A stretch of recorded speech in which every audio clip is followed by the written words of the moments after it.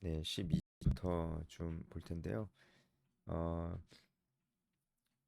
12절부터는 바울이 갈라디아 사람들을 얼마나 사랑하는지 그 바울의 그 어떤 진심과 그 이제 그 영혼에 대한 열정 이런 것들을 참 잘 볼 수가 있습니다. 안타까운 마음, 인간적인 그런 마음들을 좀 많이 볼 수가 있어요.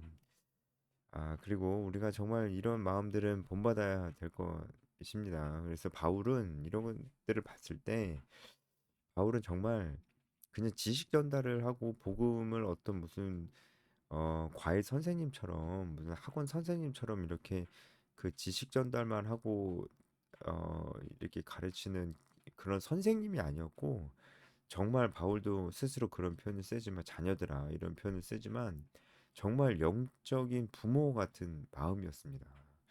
그러니까 진짜 어 정말 그들을 사랑하고 그들과 그러니까 친밀한 관계를 맺고 했던 것을 좀 볼 수가 있어요. 그 바울의 이런 모습들이 좀 우리가 많이 안 알려져 있는 것 같다는 생각도 들어요. 저도 많이 몰랐거든요. 그런데 이런 모습들이 알려져야 되는 이유는 바울이 그 이 서신서를 통해서 우리에게 말해주고 있는 복음의 어떤 정말 논리 정연하고 깊이 있는 그런 복음의 어떤 이론적인 부분들뿐만이 아니고 바울이 실제로 어, 어떤 마음과 태도를 가지고 사람들에게 복음을 전하고 가르쳤는지를 우리가 좀 알아야 될 것 같습니다. 왜냐면은 우리도 그렇게 살아야 되기 때문이죠. 우리가 어떤 바울서신서의 내용을 또 알아야 되지만 내용을 아는 것뿐만이 아니고 본받아야 될 부분도 있잖아요. 어, 그런 면에서 우리도 이런 바울의 한 영혼 향한 마음들을 좀 잘 알 필요가 있고 우리도 이렇게 살아야 된다는 거예요. 우리도 이렇게 살아야죠. 뭐 바울의 모습은 뭐 목사님들, 선교사님들만 닮아야 될 모습이라고 보면은 정말 안 되겠죠. 우리가 바울을 닮아야 됩니다. 바울의 이런 부분 닮아야 됩니다.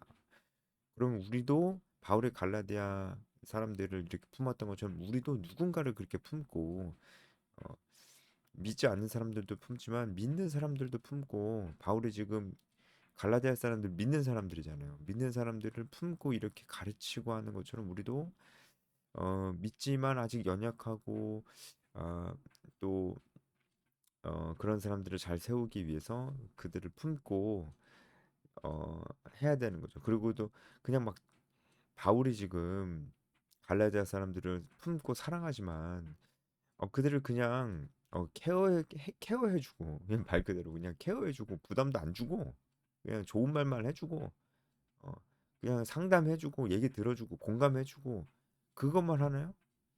아니 바울이 오히려 지금 우리가 아직 안 보고 있는데 바울이 오히려 그러질 않았어요.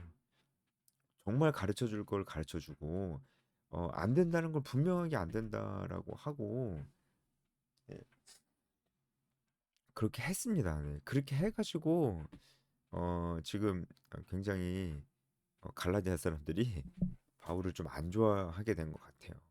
그 부분에 대해서 안타까워하면서 얘기를 합니다. 어, 좀 갈라디아 사람들과 처음 만났을 때 그때를 회상하면서 얘기를 해요. 12절에 보면 형제들아 내가 너희와 같이 되었은즉 너희도 나와 같이 되기를 구하노라. 내가 너희와 같이 됐다는 것은 이방인들이잖아요. 이방인들과 함께 어울리고 함께 살고 뭐 그런 얘기입니다. 그러니까 너도 나와 같이 되기를 원한다. 너희도 나 바울처럼 되길 원하노라. 이 얘기는 율법이 아니고 믿음으로 의롭다 여김을 받았다는 것을 믿고 그 은혜에 반응하는 삶을 살아야지 율법을 막 지키려고 지금도 막 그러면 안 된다라는 거죠. 너희가 내게 해롭게 하지 아니하느냐. 여기서부터 이제 바울이 갈라디아 사람들을 처음 만났던 그때를 회상하는 거예요. 한마디로 갈라디아 사람들이 바울에게 되게 잘해줬어요. 내가 처음에 육체의 약함으로 말미암아 너희에게 복음을 전하는 것을 너희가 아는 바라. 처음에 그러니까 바울이 갈라디아 사람들 처음 만났을 때 바울의 상태가 어땠냐면 육체의 약함이 있는 상태였습니다. 이 육체의 약함이라는 것이 질병을 가리키는 것으로 보이는데요. 이 질병이 구체적으로 어떤 질병인지는 어, 확실히 모릅니다. 모르지만 어, 14절을 보면은 너희를 시험하는 것이 내 육체에 있을 때 이것을 보면은 바울의 이 육체의 약함이라는 것은 눈에 보일 만한 것이에요. 눈에 확 띄는 것이었고 그가 질병이 있음이 눈에 너무나 확 띄는 것이었고 그 모습이 보는 사람들로 하여금 시험에 들 만한 모습이었다는 거죠. 그래서 학자들이 이 바울이 가지고 있었던 이 육체의 질병, 육체의 약함이 무엇인가라고 했을 때 말라리아라고 보는 학자들이 많다고 합니다. 왜냐하면 바울이 갈라디아까지 가는 이 경로를 봤을 때, 죄송합니다. 콧물이 자꾸 나와가지고, 예, 그 경로를 봤을 때 이 말라리아가 창궐한 지역을 좀 지났다고 그래요. 지나갔다고 합니다. 그래서 아마 이 말라리아가 걸렸을 것이다. 말라리아. 왜냐면 이제 그 1차 전도 여행이잖아요. 1차 전도 여행 때 경로를 보면은 바보를 지나서 또 버가를 지나거든요. 이 버가가 해안 저지대인데 말라리아가 굉장히 심했다고 합니다. 근데 말라리아 증상 중에 두통도 있지만 심하면 간질도 일으킨다고 해요. 그러니까 이 육체의 약함이라는 게 간질이 아니었을까? 그러니까 이 당시에 사람들은 간질은 귀신이 주는 병이라고 생각했거든요. 근데 갈라디아 사람들 눈앞에서 바울이 간질을 일으켰을 수도 있다는 거죠. 그것은 정말 갈라디아 사람들 마음에 시험에 들 만한 그런 일이었습니다. 그럼에도 불구하고 갈라디아 사람들이 14절에 보면은 업신여기지도 않고 버리지도 않았다고 그래요. 바울을. 그러니까 거기에 대해서 바울이 굉장히 고마워하면서 그때 일을 이야기하는 이유가 내가 거기에 대해서 너무 감사하고 있고 어 그렇게 우리가 서로를 아껴주지 않았냐. 내 마음도 그렇다라는 것을 얘기해 주고 있는 거죠. 그래서 내가 너희에게 복음을 전할 수도 있었다. 그 말이죠. 오직 나를 하나님의 천사같이 그리스도에서 같이 영접하죠. 갈라디아 사람들이 정말 착했던 것 같아요. 바울을 이렇게 잘 대해줬습니다. 그걸 내가 기억하고 있다. 너희의 복이 지금 어디 있느냐? 내가 너희에게 증언하니 너희가 할 수만 있었더라면 너희의 눈이 빼어 나에게로 주었습니다. 그러니까 그만큼 그 당시를 생각해 보면 너희가 나를 정말 잘 대해줬고 나를 어, 어, 정말 나를 너무 아껴주었다. 난 너무 고맙게 생각한다. 이런 얘기를 하는 거죠. 그런데 16절 보면은 그런데 내가 참된 말을 함으로 원수가 되었느냐. 이 표현은 헬라어로 보면은 어, 원수가 되었느냐라는 말보다는 내가 너희들하고 원수가 되려고 참된 말을 하는 줄 아느냐 이렇게 봐야 맞는 것 같아요. 그런데 너희도 나를 그렇게 극진히 잘 대해주어서 내가 너무나 감사하고 그만큼 나도 너희들을 너무 사랑하고 아낀다. 그런데 내가 그런 그런 걸 내가 알고 있는데 내가 너희랑 원수가 되려고 내가 일부러 원수가 되려고 이런 얘기를 하는 거겠냐 이런 얘기죠. 그럴 리가 없지 않느냐라는 얘기입니다. 그 얘기는 지금 갈라디아 사람들이 바울을 굉장히 안 좋게 생각하고 있다는 거죠. 바울이 율법으로 말미암는 구원에 대해서 부정하니까 바울을 안 좋게 여긴다는 거죠. 근데 이게 바울이 그냥 그렇게 얘기했다고 바울을 이 정도로 안 좋아할 리는 없잖아요. 그러니까 이거는 지금 거짓 교사들이 분명히 이간질을 하고 있는 겁니다. 그래서 17절에 나오잖아요. 거짓 교사들이 이간질 시키는 거예요. 열심을 내어서 이간질 시키는 겁니다. 당을 만드는 거죠. 이 거짓 교사들이 당을 만드는 겁니다. 단순히 바울이 어, 가르침만 다른 게 아니고 분명히 그랬을 거예요. 그가 또 뭔가 그렇게 얻을 게 있으니까 자기도 유익하니까 어? 자기 어떤 세를 부풀리려고 자기 권력을 얻으려고 한 자리 차지하려고 너희들한테 뭐 그렇게 이야기하는 거다. 뭐 그런 식으로 아마 얘기했을 거예요. 어, 그러면서 바울이 나쁜 사람이다. 바울의 가르침도 잘못됐고 바울도 나쁜 사람이다. 어, 너희들 이용하는 거다. 뭐 이런 식으로 얘기를 했을 겁니다. 그래서 바울이 어, 이제 그 부분 이야기를 하는 거죠. 그래서 갈라디아 사람들이 지금은 바울을 정말 안 좋게 생각하고 있는 거예요. 이거 너무나 안타까운 것이 지금요. 정말 이런 우리 안에도 이런 일들은 있어서는 안 됩니다. 우리 안에도 건전한 우리 교회 가르침 안에서도 조금 의견과 생각이 달라지는 부분들이 있잖아요. 그럴 수 있습니다. 이제 건전한 틀 안에서는. 그런데 생각과 의견이 조금 다르다고 어, 이렇게 이간을 시켜버리는 일들, 그 사람에 대해서 안 좋게 얘기하고 이런 일들은 우리 안에서는 있어서는 안 되는 거죠. 정말 조심해야 되는 부분입니다. 그래서 바울이 지금은 갈라디아 사람들이 바울을 별로 안 좋아하고 안 좋게 보니까 사도로서 보지도 않으려고 하고 막 그러니까 바울이 굉장히 안타까운 마음으로 얘기를 하고 있는 거죠. 어떻게 보면 이제 관계에 호소를 하는 거예요. 우리 관계가 그런 관계는 아니지 않느냐. 너희들이 왜 그렇게 변했냐. 잘 생각해 봐라.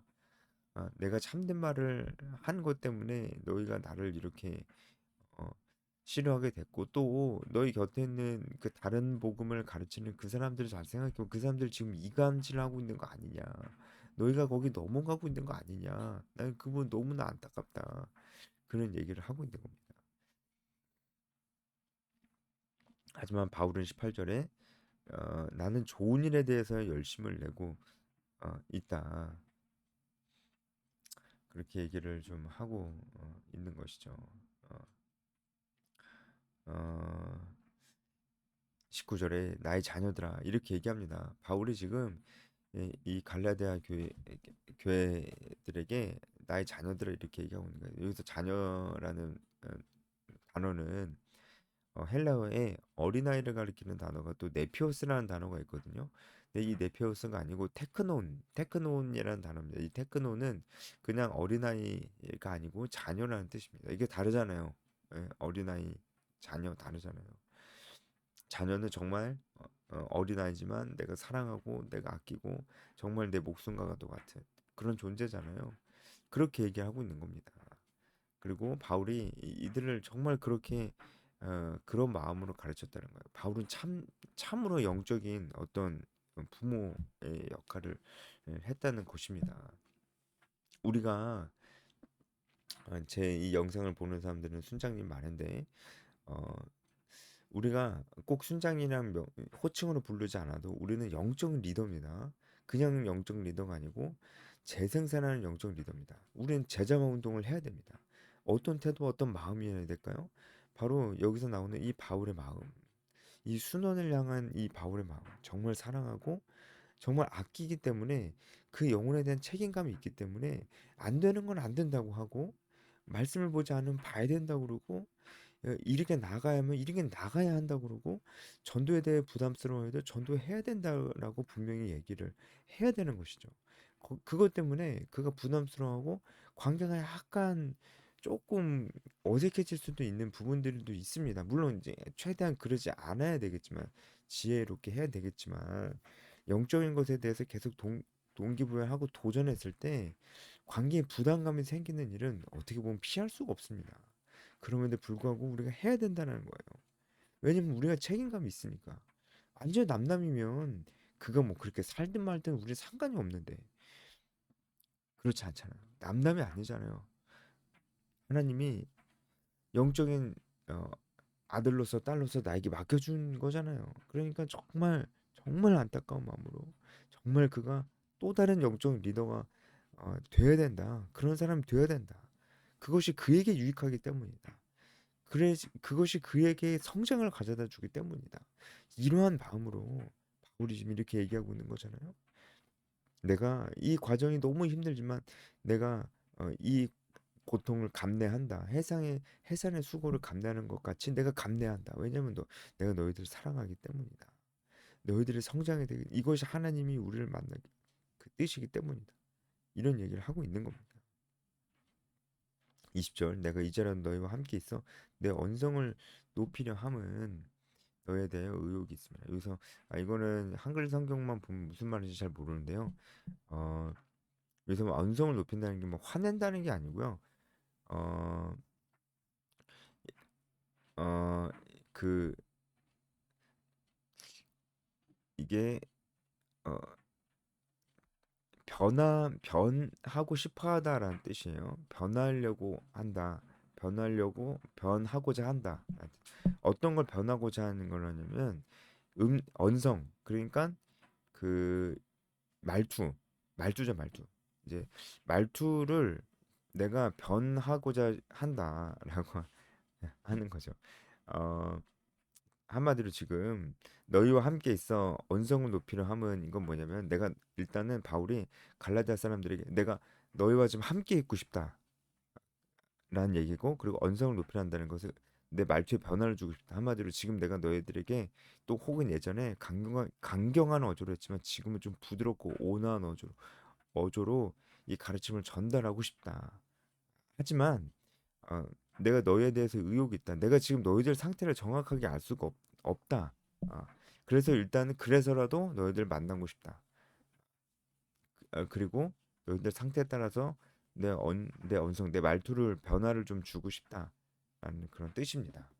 네, 바울의 이런 마음들을 보면서 정말 순장의 마음, 제자화하는 리더의 마음이 어떤 것이어야 되는지 우리가 정말 이런 삶을 살아야 되지 않을까? 우리가 정말 바울과 같은 이 삶을 살아야 되지 예수님이 보여줬던 이 삶을 살아야 되지 않을까요라고 다시 말씀을 드리면서 네, 마치겠습니다.